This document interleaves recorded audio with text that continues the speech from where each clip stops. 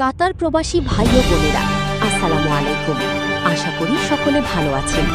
আপনারা আজকের এই ভিডিওর মাধ্যমে জানতে পারবেন কাতারের 2টি আপডেট নিউজ সম্পর্কে। তাই আপনারা অবশ্যই ভিডিওটি সম্পূর্ণ দেখে বিস্তারিত তথ্যগুলো জেনে নেবেন।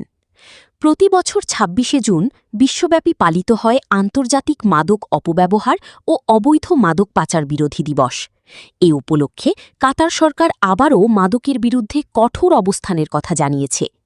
এবছরের প্রতিপাদ্য ছিল উন্নত পরিচর্যার জন্য উন্নত জ্ঞান, যার লক্ষ্য হল মাদকের ক্ষতিকর প্রভাব সম্পর্কে সচেতনতা বৃদ্ধি এবং চিকিৎসা ও সহায়তা ব্যবস্থা আরও উন্নত করা।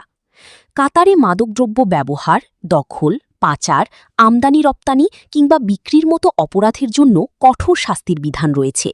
আইন অনুযায়ী এসব অপরাধী দীর্ঘমেয়াদী কারাদণ্ড, বড় অঙ্কের জরিমানা এবং প্রবাসীদের ক্ষেত্রে দেশ থেকে বহিষ্কার করা হতে পারে।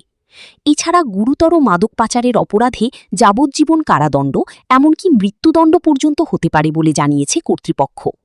হামাদ আন্তর্জাতিক বিমানবন্দরে যাত্রীদের লাগেজ নিয়মিত স্ক্যান করা হয়।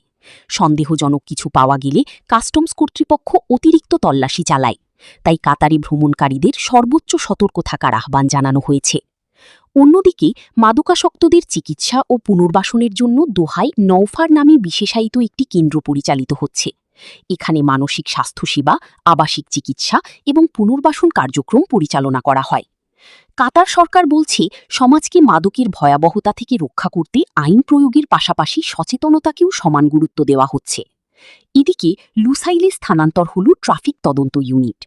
কাতারের অভ্যন্তরীণ বিষয়ক মন্ত্রণালয়ের অধীন ট্রাফিক মহাপরিচালনাকালয় তাদের তদন্ত বিভাগ নতুন লুসাইল এলাকায় স্থানান্তরের ঘোষণা দিয়েছে।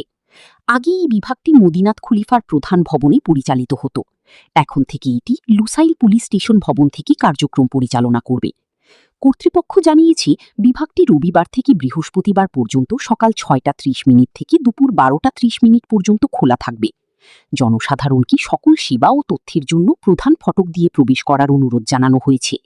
এই উদ্যোগের মাধ্যমে লুসাইল এলাকায় ট্রাফিক সম্পর্কিত সেবাগুলো আরও সহজ ও দ্রুত করার লক্ষ্য নিয়েছে কর্তৃপক্ষ।